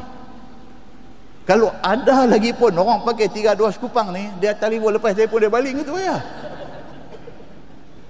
Hang telefon tak beli ke apa, sarung apa, dia kata aku duk simpan dia ni pun nasib baik. Nampak tuan-tuan? Pasal apa dia buat macam tu? Pasal tak sayang. Orang perempuan ni bila Islam mai, dia bungkus orang perempuan ni. Suruh pakai tutup aurat, bagi tunjuk tempat-tempat yang boleh tunjuk saja. Pasal apa? Pasal sayang. Pasal orang perempuan itu nilai dia tinggi pada mata Islam. Jadi sangat tidak patut apabila orang perempuan dia rasa Islam kontrol dia dan kongkong dia. Tak patut dia kata macam tu. Baik, cuba kita tengok. Apabila dilihat oleh setengah daripada sahabat Nabi sallallahu alaihi wasallam akan mereka itu di dalam hal serupa dengan Yahudi, maka bertanya mereka itu. Sahabat-sahabat Nabi ini depa duk banding, depa duk compare. Depa tengok Yahudi, pasal apa tuan-tuan? Yahudi ada tak zaman Nabi? Ada tak? Ramai lah, bukan takat ada, ramai Yahudi pada zaman Nabi sallallahu alaihi wasallam. Jadi depa duk tengok Yahudi ni apabila isteri datang haid, isteri dilayan macam tu. Sama dengan Arab jahiliah, apabila isteri datang haid, isteri dilayan macam mana Yahudi layan orang perempuan yang datang haid. So, sebahagian sahabat Nabi ni jadi satu question mark, jadi satu tanda soal. Dia pergi tanya Nabi sallallahu alaihi wasallam. Dia bertanya Nabi bagaimana nak diperbuat dengan perempuan-perempuan mereka itu. Bila mereka dah masuk Islam, dia pergi tanya Nabi. Dia kata, ya Rasulullah, adakah orang perempuan selepas daripada masuk Islam sama macam mereka zaman Arab Jahiliah dulu, sama macam Yahudi, sama macam Nasrani, sama macam Majusi? Adakah macam tu? Dan adakah masih kekal jua seperti hal zaman Jahiliah? Orang perempuan daripada zaman Jahiliah sebelum Islam dengan masuk Islam, ada beza tak? Dari segi pakaiannya, dari segi layanannya, ada beza tak Islam dengan bukan Islam? Adakah masih serupa dengan Yahudi dan Majusi? Maka itulah kata Anas di dalam hadis ni, fasu'ilan Nabi sallallahu alaihi wasallam an dzalik. Maka ditanya orang akan Nabi sallallahu alaihi wasallam akan hal yang demikian itu. Dan di dalam riwayat lain kata, maka berterang-terang menyebutkan sahabat yang pertama itu namanya Abu Dahdah. Sahabat yang pitanya Nabi ini nama dia Abu Dahdah. Dia ni pun ada satu cerita pula, Abu Dahdah ni. Ada pula satu cerita dalam sebuah hadis. Kita keluar daripada kitab dah. Dalam sebuah hadis daripada Anas bin Malik, dia kata, anna rajulan qal ya Rasulullah inna li fulan nakhlah wa ana uqimu haiti biha. Satu orang sahabat pergi jumpa Nabi.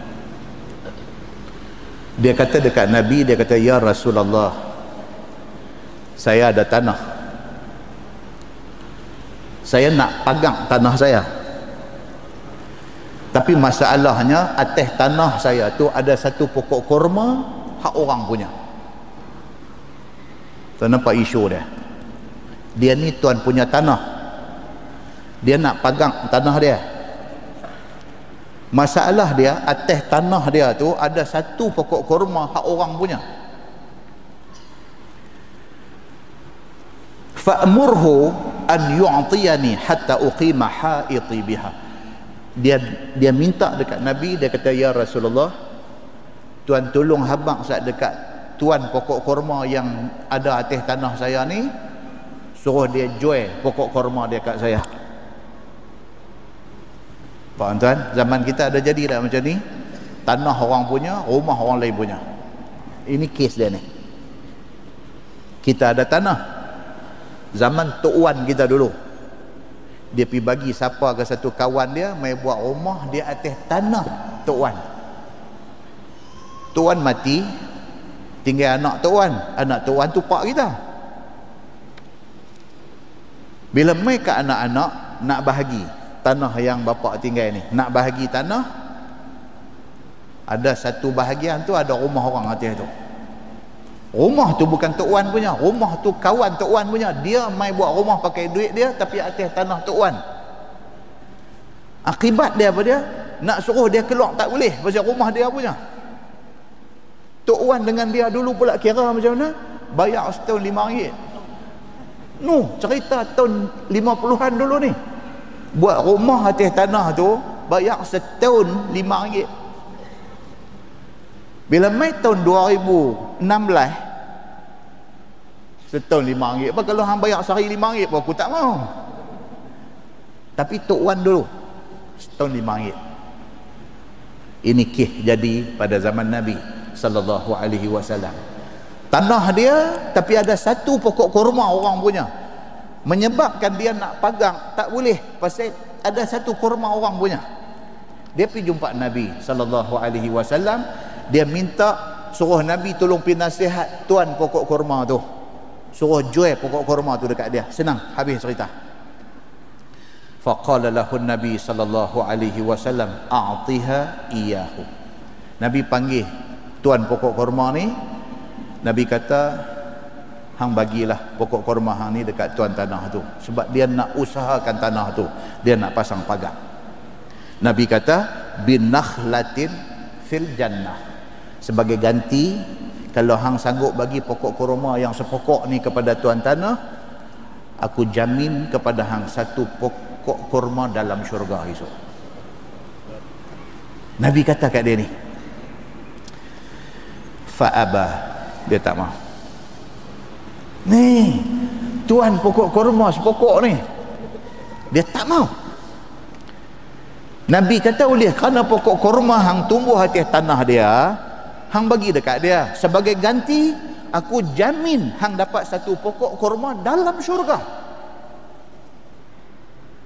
Dia kata apa dekat Nabi? Dia kata no way,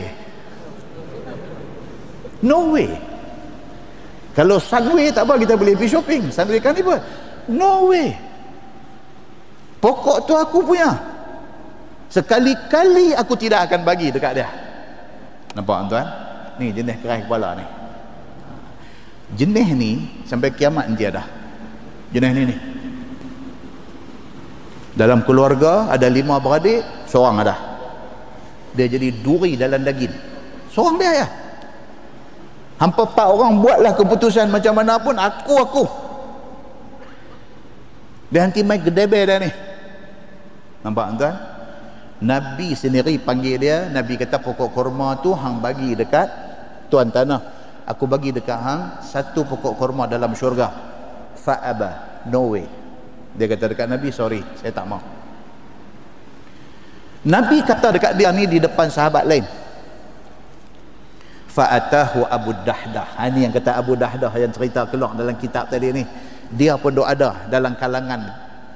Bila dia dengar Nabi dah offer satu pokok kurma dalam syurga, dia ni tak mau. Bila dah habis semua orang balik, Abu Dahdah pergi jumpa tuan pokok ni, keras kepala ni. Abu Dahdah pergi jumpa dia. Faqala ya'ni nakhlatak bihaiti.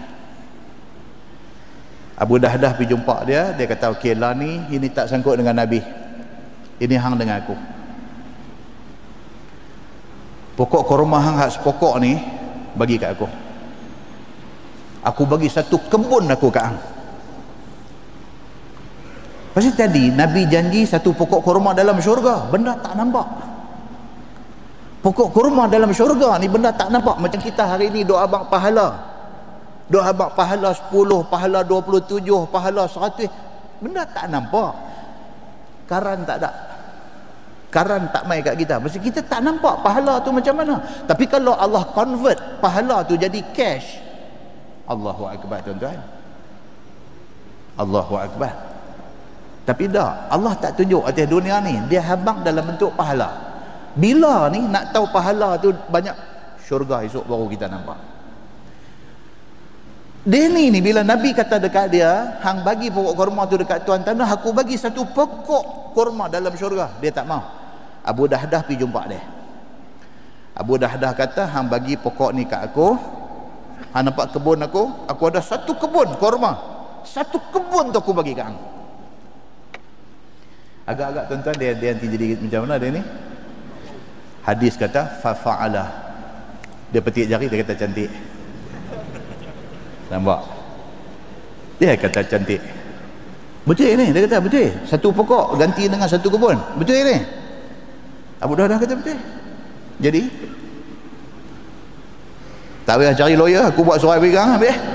Alah, dia kata sepokok ni, apa hal dengan sepokok ni? Ha? Dia pergi. Fa'atan Nabiya sallallahu alaihi wasallam. Abu Dahdah ni dia dah tukang, okey, kebun dia bagi kat kawan tu. Dia ambil pokok kurma ni sepokok, dia pergi jumpa Nabi sallallahu alaihi wasallam. Faqala, kata Abu Dahdah kepada Nabi, dia kata ya Rasulullah, inni qad ibta'tu an-nakhlah bihaiti. Dia pergi jumpa Nabi, Abu Dahdah ni, dia kata ya Rasulullah, kes yang tak boleh selesai tadi sudah selesai. Nabi kata yang mana? Syekh pokok kurma sepokok tadi ni. Okey, apa sudah jadi? Nabi kata, aku sudah tukang satu pokok dia dengan satu kebun kurma, aku bagi kat dia. Masya Allah. Qala, kata Nabi, faj'alha lahu.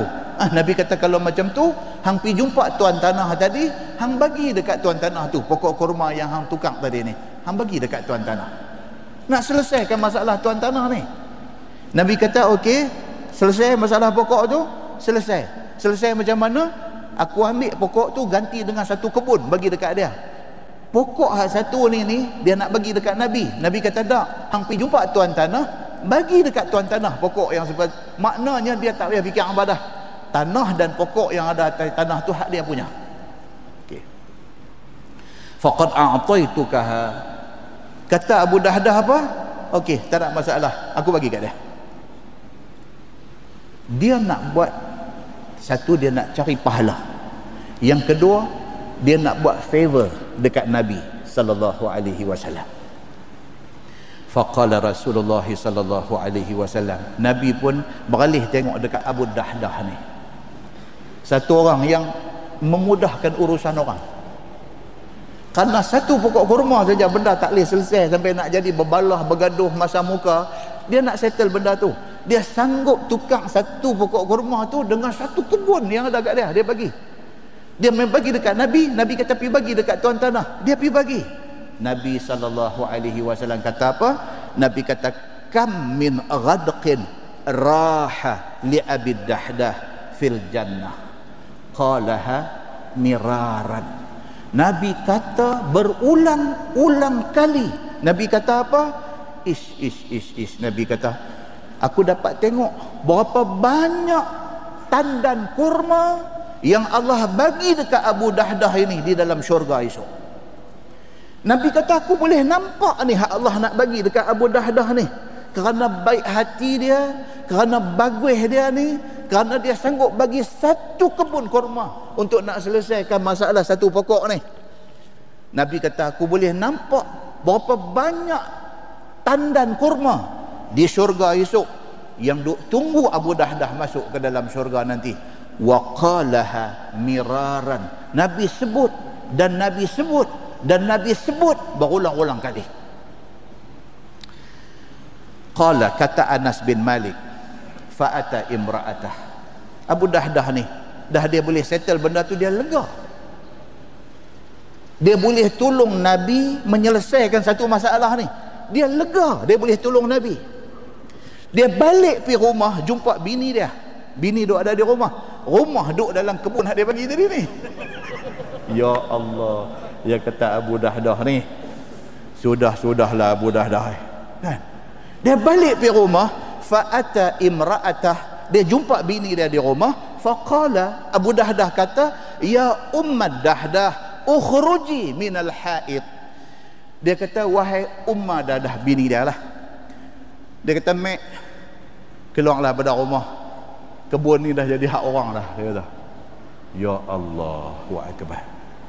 Kalau kita buat lagu tu tuan-tuan, takkah kena sedekah dengan belakang belanga ke apa dia bagi. Dia kata, ni habis cerdik pang ni. Habis kita nak duduk di mana lepas ni? Dia kata, ni yang kata sahabat Nabi ni tuan-tuan, dia boleh buat satu benda yang gila pada akal kita. Akal kita ni kata gila buat kerja macam ni, tapi dia buat pasal apa? Pasal dia percaya kepada janji Allah Subhanahu wa ta'ala. Yang ni yang kita tak boleh nak ting. Sahabat Nabi ni tanilah, tak boleh ting. Kita takat-takat pakai jubah macam sahabat Nabi boleh. Takat-takat nak pakai serban boleh. Takat-takat nak bangkit semayang tahajud tengah malam, insya-Allah boleh lagi. Takat-takat nak bagi derma RM10 boleh lagi. Sampai nak bagi rumah kat orang, sampai lepas tu nak pergi tidur di semuruk masjid ni. Yang ni bukan dia kerja kita boleh buat, tapi benda ni boleh dibuat oleh sahabat Nabi ridwanullah alaihim ajma'in. Tentu dah syurga mereka dengan syurga kita esok jauh. Mereka punya syurga duk kelas berapa tu, kita punya syurga ni tak tahu tang mana. Kita pun memang duk baca janji masuk syurga ya.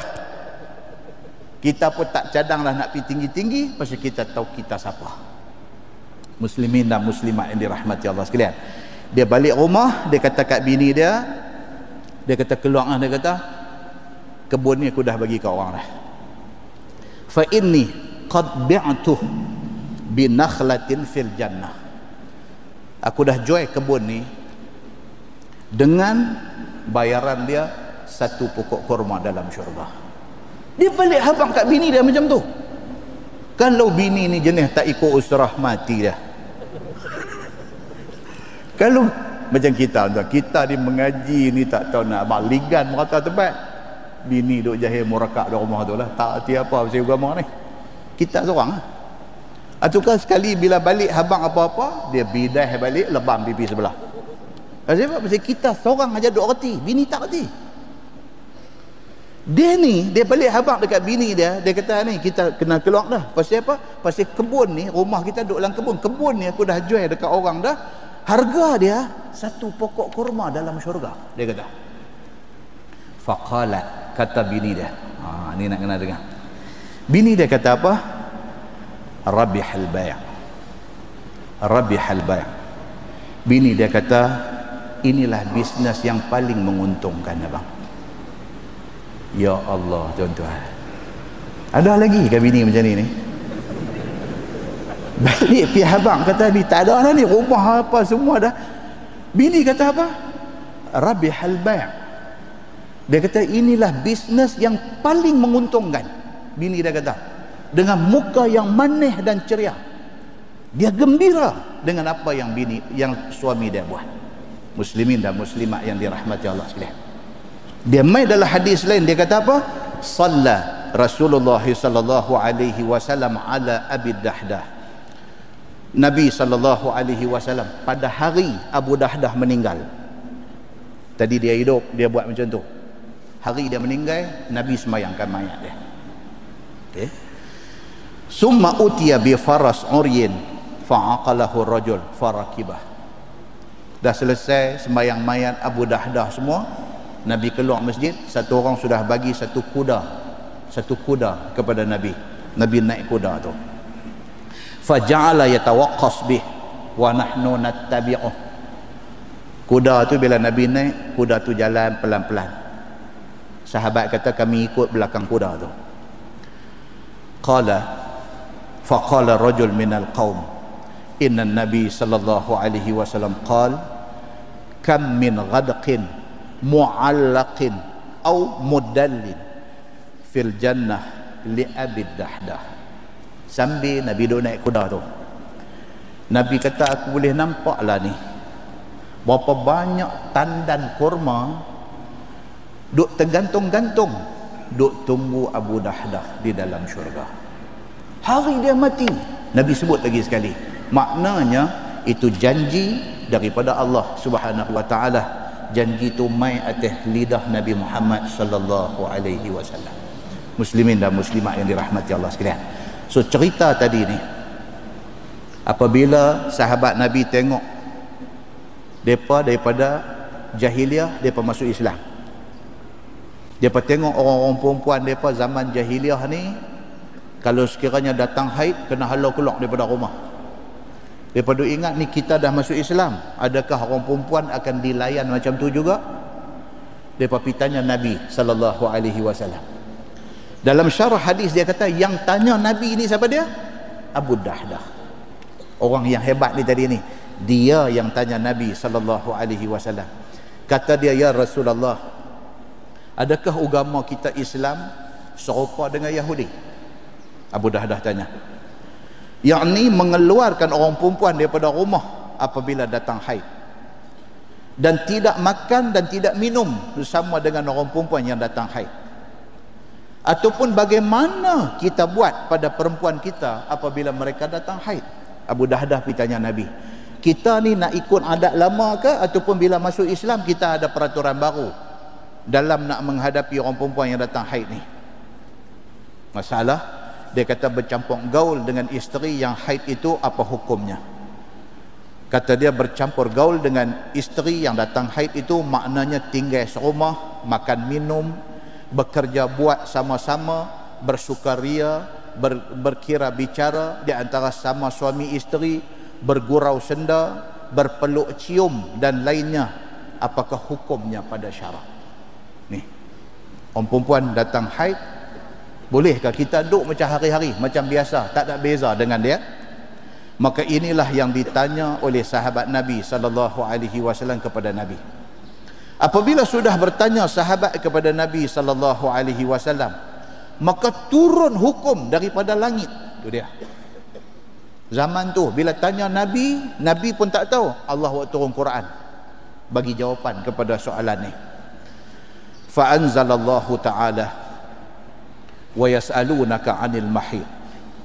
Dan diturunkan oleh Allah firman Allah yang bermaksud, dan mereka yakni sahabat-sahabat bertanya engkau wahai Muhammad tentang haid ataupun tempat haid ataupun masa haid. Maka bagaimana nak buat dengan perempuan yang datang haid itu? Adakah kami boleh bercampur gaul ataupun kami asingkan diri daripada mereka? Maka jawab Allah di dalam firman-Nya, qul huwa adha. Tuhan jawab dalam Quran, jawablah olehmu wahai Muhammad kepada mereka itu bahawa haid itu kotor. Jawab yang tu dulu. Darah bulan itu kotor, diluati. Dia kata benda yang kotor orang meluat, orang tak suka. Ataupun tempat haid itu kotor dan diluati, kerana haid itu adalah darah tabi'i. Dia kata darah biasa bagi orang perempuan yang keluar ia pada waktu-waktu yang tertentu. Maka darah itu najis dan busuk, dan tempat jalan keluarnya itu pun kena najis dan busuk. Maka firman Allah Subhanahu wa taala, fa'tazilun nisaa fil mahid. Maka tinggallah olehmu akan setidur, yakni akan jima isteri-isteri pada ketika dia datang haid. Tuhan bagi jawapan macam tu. Maksudnya apabila orang perempuan datang haid ni, yang tak bolehnya apa dia?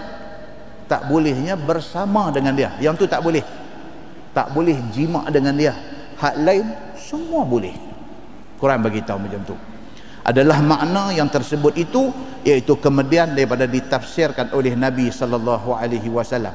Kerana ayat fa'tazilun nisa fil mahid itu zahir maknanya, maka hendaklah kamu asing daripada perempuan yang datang haid itu. Ayat tu kalau tengok makna dia saja, dia suruh asing. Maksudnya betul lah yang orang Yahudi buat, bila datang haid asingkan mereka. Duk ingat macam tu.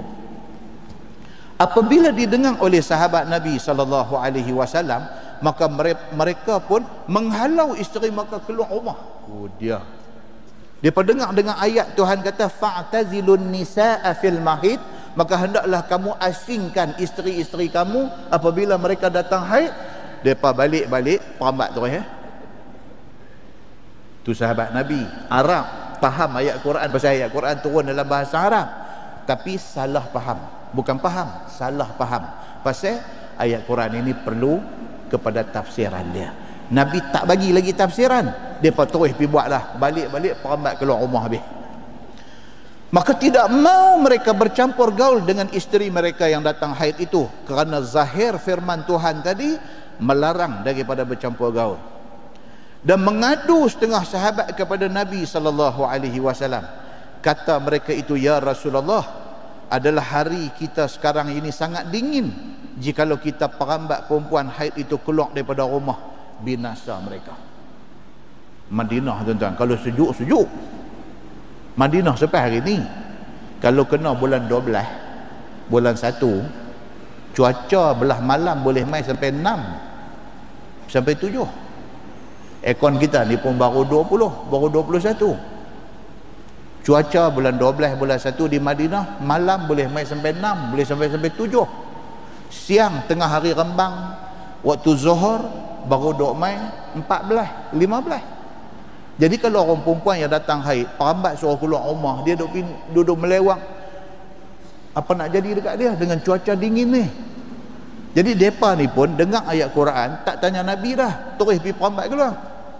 Lepas tu main musim sejuk, jadi kesian pula dekat bini, patah balik main tanya Nabi sallallahu alaihi wasallam.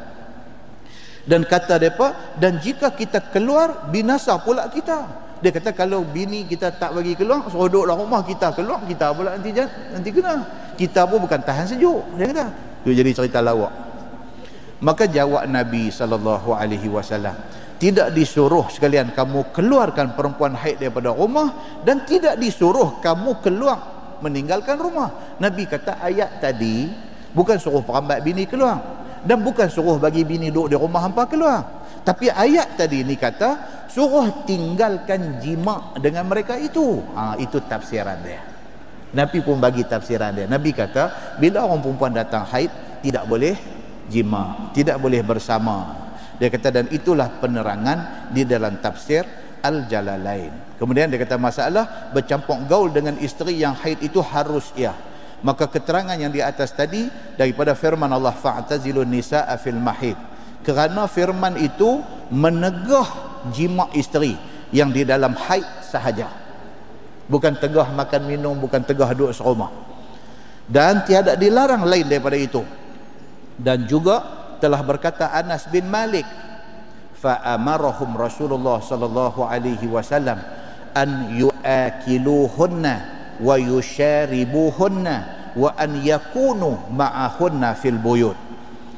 Maksudnya maka disuruh oleh sekalian sahabat Nabi sallallahu alaihi wasallam makan sama-sama dengan isteri yang haid itu, minum sama-sama dengan isteri yang haid itu, dan bahawa ada mereka itu tinggal sama dengan isteri yang datang haid itu di dalam rumahnya. Wa sambung dia, wa an yaf'alu kulla syai'in ma khalan nikah. Nabi bagi penjelasan yang jelas, dan bahawasanya memperbuat suami itu pada isterinya yang haid itu akan semua benda kecuali jima, itu tidak boleh. Itu saja yang dilarang. Maka jima diharamkan. Dan dengar baik-baik, dan barang siapa yang menghalalkan jima isteri ketika haid menjadi kafir ya. Tuan-tuan kena faham, dia ada dua benda yang berbeza. Barang siapa yang menghalalkan jima isteri yang datang haid, kafir. Kafir tu pasal apa? Bukan pasal jima. Kafir tu pasal dia mengubah hukum.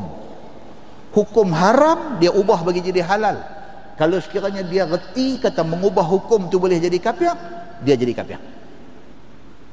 Tapi kalau dia tahu kata haram, tapi sebab Tok Syekh ni kepiah longgak, jenis tak sabar, isteri ni pula jenis haid tak menentu.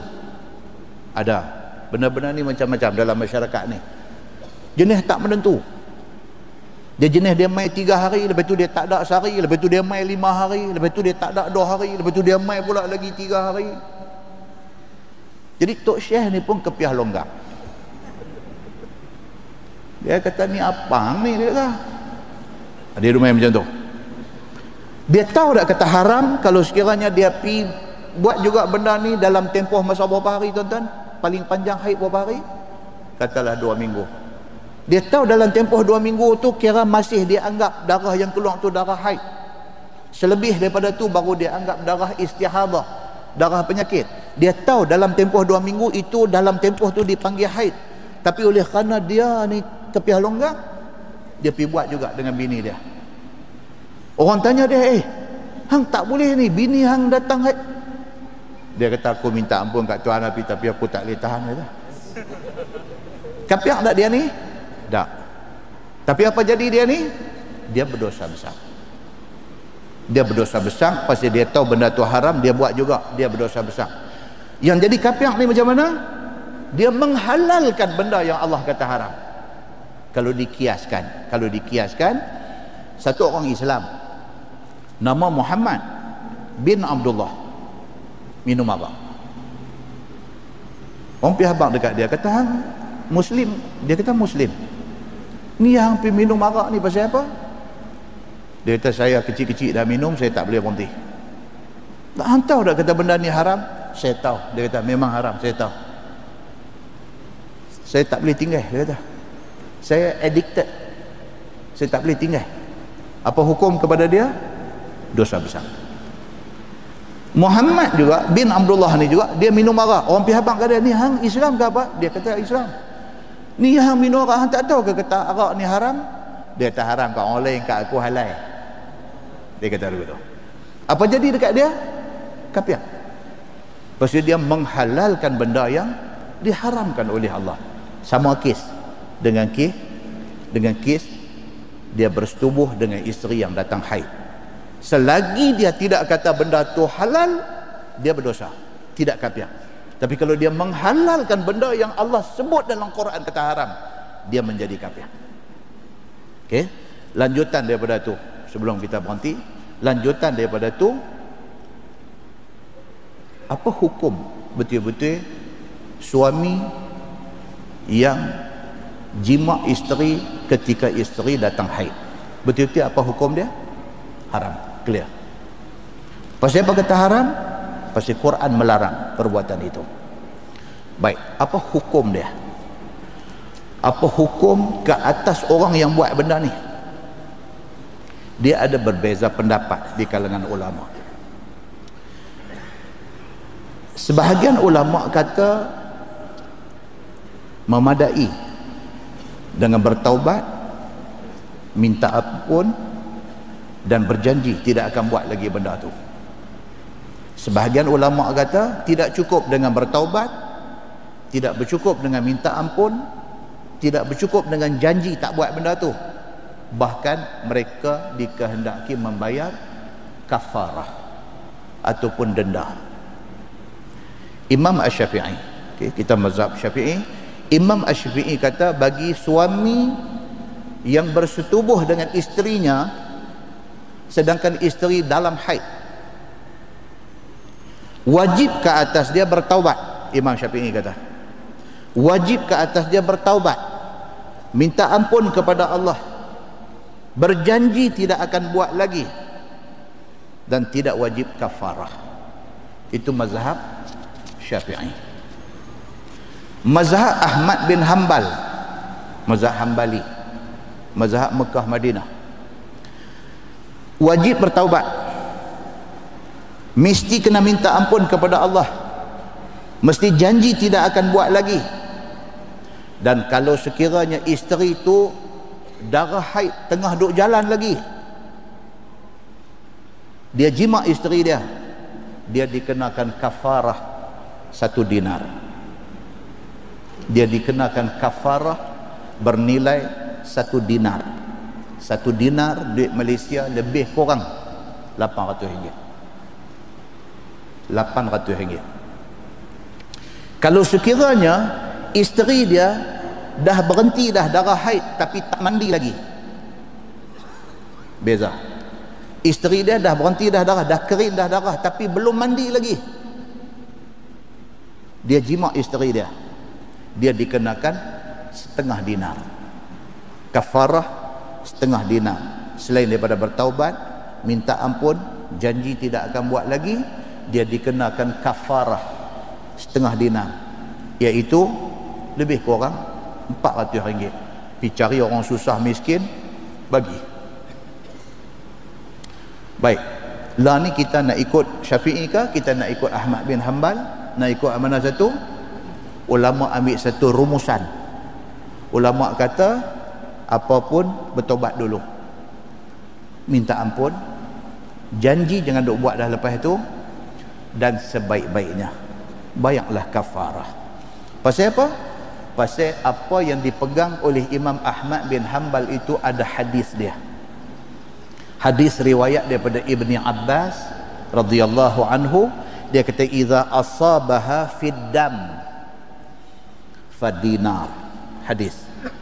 Wa idza asabaha fi inqita'id dam fa nisfid dinar, atau kama qala, hadis riwayat Abu Daud.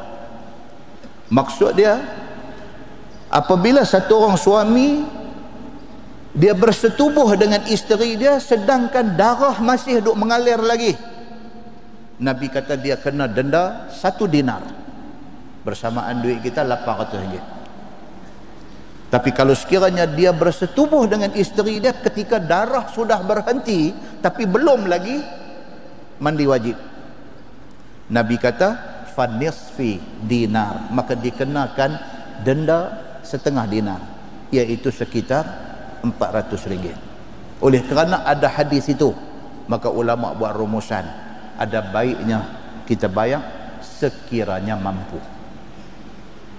Tapi yang paling bagus lagi apa dia tuan-tuan?